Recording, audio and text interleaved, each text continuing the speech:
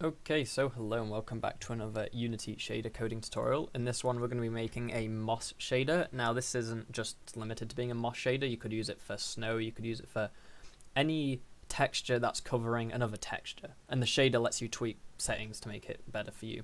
Now for this I'm going to be using two textures I got online. One's just, I know the different sizes, it's not ideal but it'll still work.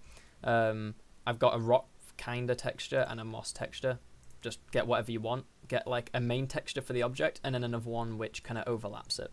And let's get into it. So I've already made the shader thing here. It's ready. It's empty. Let's get into it. So first of all, we're going to say, as usual, shader. We'll say custom. I'll just call it coverage because to be honest, all it is it's going to be like covering something. So here's where we start, and we'll say properties. And we'll say we want the main texture, main text, and we'll call it main texture for this. And it's a 2D. 2D is the type for a texture, and by default we can set it to white. And then we need another texture. This can be like overlay text, and then we'll say overlay texture. It's another 2D because it's an image. It's a texture, and then this can be. Well, I'll just leave it as. I'll put it as black or something, like so. Then we want to take in a direction, which is going to be a vector 4, or well, vector 3, sorry, an XYZ, which basically lets us choose what like part of it's covered. So maybe you want it just top down, but you might also want to rotate it so it comes from a particular angle. So we can say we'll just put direction, it's easier. And then we'll just say, coverage direction. And that's a vector, and then if we put is equal to, now this is where you would put your XYZ. So basically if I put 0, 0, 0, there would be no effect at all because it wouldn't come from anywhere. If I put 1 on the X, it means it would come from the side, Z it would come from the back, and then 1 on the Y would come from the top. Now we want it to come from the top, so I'm going to put a 1 there. You can change that, obviously that's just a default value. And then we also need basically like how much of it is covered, kind of like, intensity. We'll call it intensity. And with this, it's only going to ever go between 0 and 1, 0 being 0% and 1 being 100%.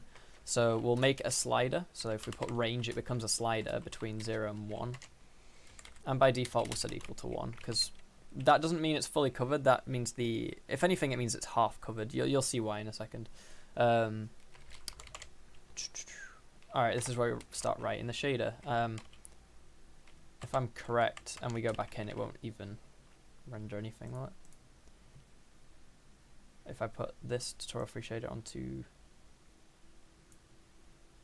Yeah, because we haven't actually written any shader yet. So I don't think we can even... No, you can put in the things here. So put rock texture there, moss texture on the overlay. Doesn't seem to let me do that. Well, we'll do that in a second. We'll get the shader bit written. It'll probably work. So if I write sub shader, and then this is where we start writing the shader code. I don't know why. There we go. Indentations in this are always weird. All right. In our pass, we only need one pass for this.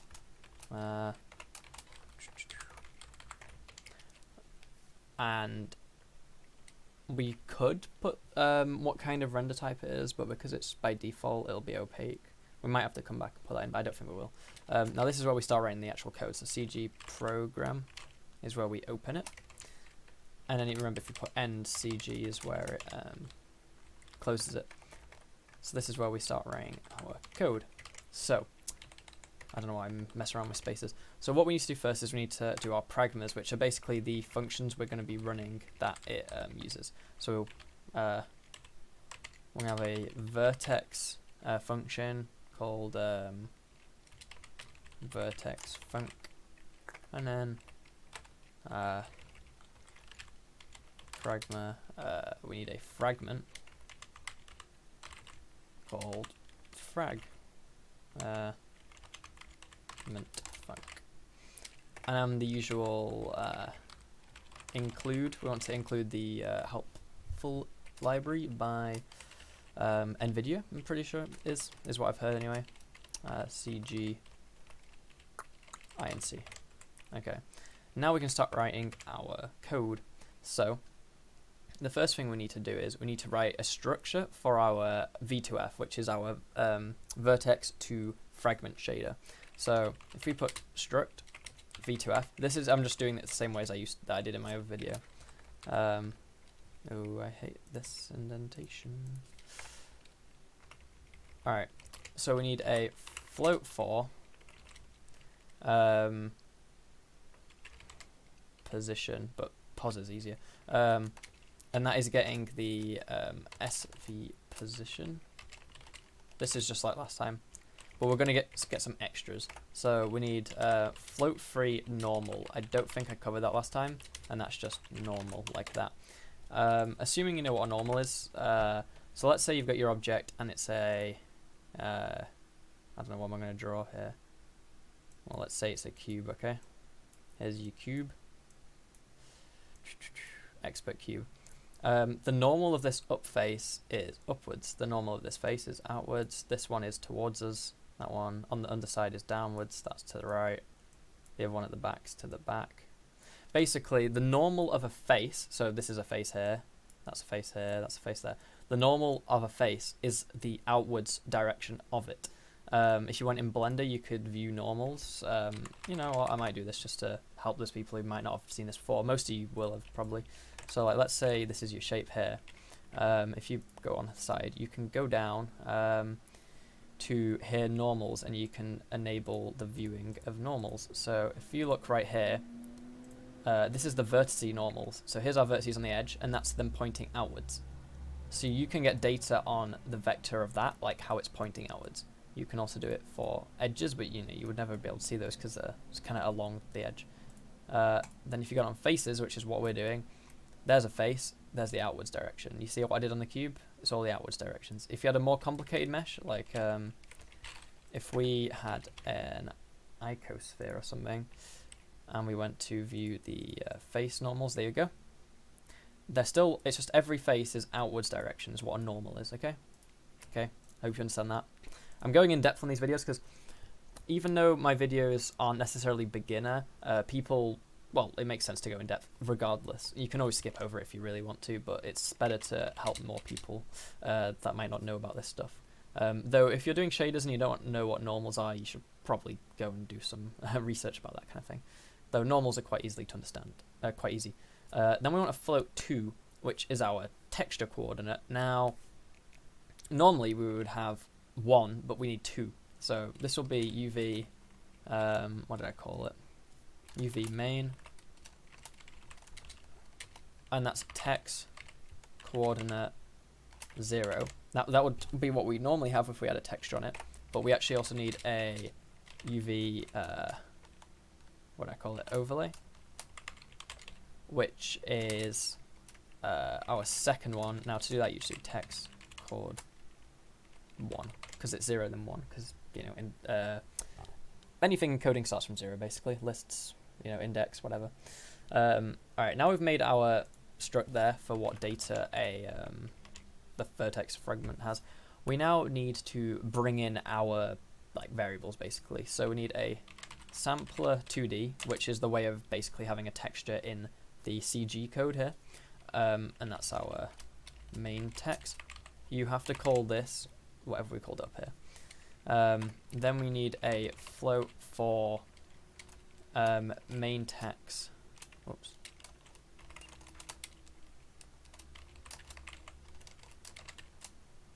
One sec, sorry. So basically, if we get the main text, that is just our texture Okay, the ST is basically, I'm pretty sure it stands for scale and transform, or translation. It might be translation. Yes, because scale and transform doesn't make sense. So basically, it's going to be a, you know, it's not an RGBA, but it's a float 4 value. So it's XYZW, I think, for that data on the main texture. And even though we haven't defined this up here, we can still access it because we've got the main texture. So that's just referring to the ST of the main texture, the scale and translation. Correct me if I'm wrong, but I'm pretty sure it's scale and translation is what it stands for. Then we want to do this for the overlay text, and then get the data on that. Now we've got all the data we need, we can start writing the functions, and there isn't too much to write. Oh, where's that indented like that? All right. So v2f function, we called it Vertex-func. So remember, this is the data type, this is the name of the function, which we called up there. And we take in, let me think. All right, so basically, when we write our structs, we're choosing what data, you know, to get, basically. And normally we would have one called like app data. Now what you can actually do is you can do app data underscore full, which basically, instead of having to define what we want, we can just take it all in. And we'll call it V for vertex, V for vertice, whatever you want to, you know, you can call that what you want as long as you're consistent. Now, we can have v2f o, which is basically the variable we're going to be returning from this v2f function, because it needs to return a v2f, and o is just what everyone uses, basically. O for output. I don't know. O. Alright, so the position of the vertice, if you want to set the position of the vertice to where it is, if you don't want to change anything with it, you set it equal to. Now, there is an old way and a new way of doing this, and I think it might work if you use the old way. But watch this. All right, so if I do mul unity matrix MVP, and then we take the v dot vertex. If I then save this and go out, what will happen is it'll probably, well, let's put that back to 0. Can I select the moss texture now? Yeah, nice. Alright, that's working at least. If I go back to the code now, yep, blah blah blah, it's telling me you should use this, and at the top it even gives you a note saying, yep, we changed mul unity matrix MVP to unity object clip position. If you ever watch any other shader tutorials like I used to do, you'll see that people do it the way I typed in, but Unity prefers you to use this way. I'm pretty sure it's more efficient or something. There's a reason why they want you to use it now. It does the exact same thing. It's basically saying the position is vertice is the position is vertice. Or the position of O in this v2f here, so this position here, because it's O dot pos. We're saying it equal to the vertex's position. We're not doing anything with it, basically, but you still need to write it like that. Then we're going to say O dot, and then we're changing the UV main equal to transform underscore, I can't type, sorry, text, and then that's a function where we pass in our text coordinate for the main text, sure, and then O dot UV overlay equals transform texture v dot text coord, and then overlay text. Did I call it that? I called it overlay text. This is referring to here, and the main text there. And that should work. If you're ever worried about compile errors, they won't tell you problems in here. If you want to check, you go back to here on your shader and it'll say. So yeah, it's not finished, basically is what it's saying, and that's true. Alright, and then we want to say the normal, because that's the only thing we haven't set. Wait, we've set the position normal. Sorry, we've set the position here, the UV main, the overlay, we need to do the normal. So the normal is and then we need to get the object to world position. So basically how the shader is going to work is, alright, I think I might do a separate video on this. There's different kinds of views and positions, okay? So you can get camera view, perspective view, like world view, world position. I'm going to probably say some of those that are wrong, but there's different kinds. And they all affect how certain shaders look, and certain shaders you need certain effects to make them look right. I'm not going to go into depth in this video for it, but basically we're going to take the object to world, and then if we get the normal, keep in mind up here when we make the function, we actually have access to the normal of the vertice. So here we can actually get it too, basically. And then at the end we have to actually return it, otherwise it won't work, because this function has to return a v2f, and we've got an O of type v2f. So now our vertices work, but we haven't got the fragment function yet. So if we go to our shader, oh, here we go, is another correction thing. So it's saying I also shouldn't use object to world, I should use unity underscore object to world. Well, I guess they just like themselves that much then. Okay, so that's just their way of wanting you to try it. Anyway, it doesn't matter, it's going to work anyway. So now we've made our vertex function, we need to make our fragment function. Now, for this is how it renders pixels. We've basically got the mesh here and sorted all that out with our different texture coordinates, because we're going to have two textures on the mesh, and we need to know how to map them properly. Now, we need to bring down some more of our values. So we need a float free, which is our vector free up here, called direction. So underscore direction. And then we need our value here, which is our intensity. So fixed intensity, like so. I don't think there's any problems with that. No. And now we need to write our fragment function. So it's a fixed for fragment. So fragment func, and it takes in a v2f, and then it's type color, but it has to be spelt the American way, as much as I hate having to do that as a Brit. And then we have to work out basically how to render the pixels depending on our direction that we've chosen. So we need a fixed okay, so this is the value of how not how intense, but it's alright. If we go to our shader, I know we haven't got it visible, so here it's on y1. That means this other texture, the overlay texture, is going to be rendered on top of it, looking down, so the y equals one direction. If we put y equals -1, it would render on the bottom. X equals 1, it'd be from the side, whichever side that would be, and then Z would be the back. We need to get a value now on what direction it's going to render it on. So we need to basically, this is going to be the actual direction. I can't use the word direction. Well, I could, but I've already got underscore direction, so it's going to get confusing. So what should I call it? I'll just call it dir. Why not? Float dir. Sorry, fixed dir. It's the dot product. Now, dot product in maths is you take two paint. So you've got your two vectors, so you've got one pointing out that way and one pointing out that way. It's the cosine of the angle between them. Basically, that's what it is.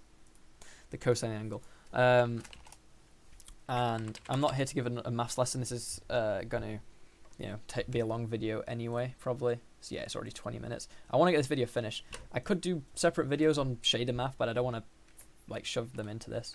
If we normalize a value, let's just quickly take in normalizing a value basically scales it to 1.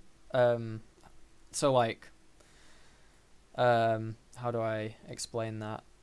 Well, let's say we're in Unity, for example. This might make more sense. And let's say you have a vector, and all the values are above 1. You can scale them down so that they're relative to 1. There's not really, I don't know, any other way of explaining it. Obviously, I said I don't want to get carried away with the maths in this video. It's a bit overwhelming, and I've literally left this video till midnight. If you do want math videos on this, then ask, but you know, most people are probably here just to be lazy and copy the code anyway. But anyone who actually wants to learn, I will do math related videos on shaders if you want. But anyway, the dot product for that and the direction. So as I said, it takes in 2 vectors, so that's a vector, the normal vector direction, and the direction we've chosen. And then that shows how it's going to render, basically. So we get out a direction, a vector. Sorry, we get an angle. And we're going to say that if the direction is less than 1 minus the intensity. So basically, if the value is going to be negative,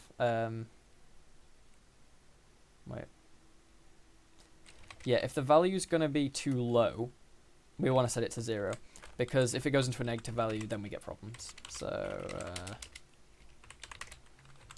now what do we want to do? The last thing we want to do is we want to work out, depending on our 2 textures, how they're going to show, basically.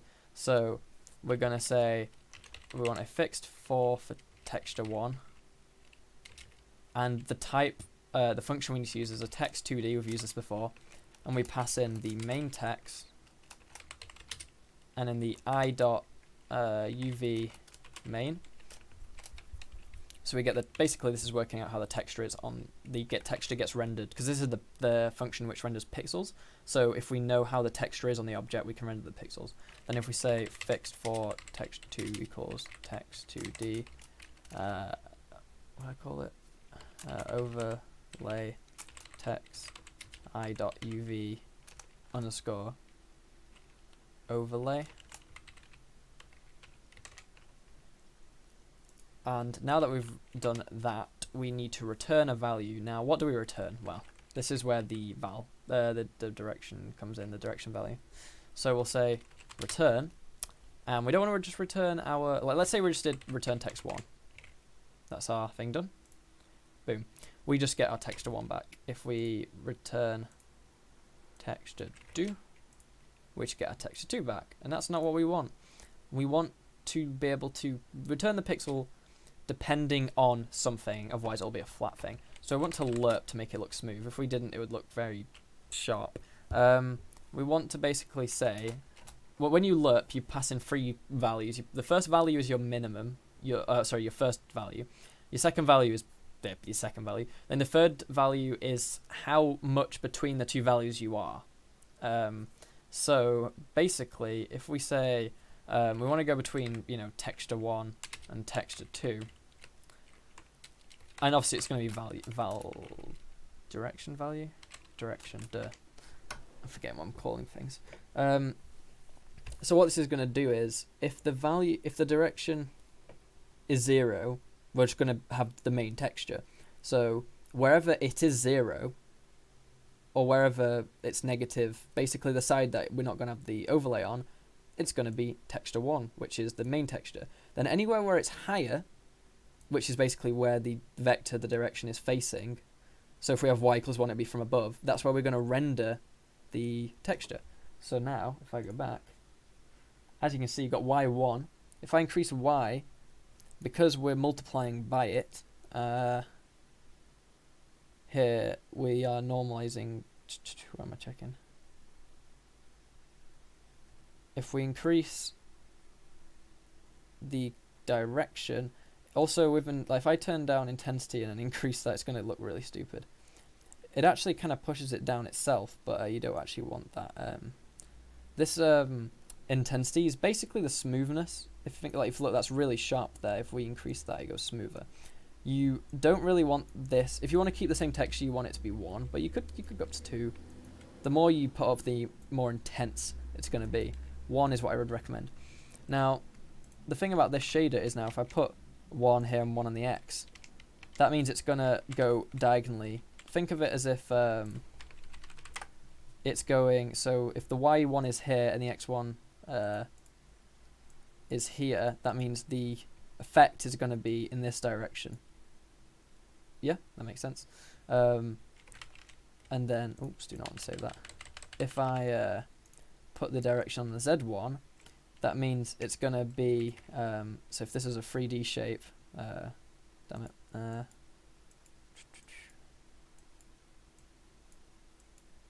so let's say we send it in the this way, and this way.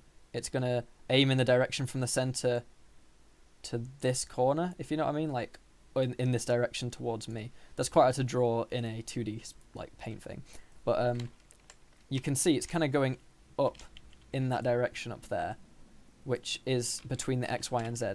And then obviously if I put these back to 0 here, if I put the Y to like -1, it's going to come from below.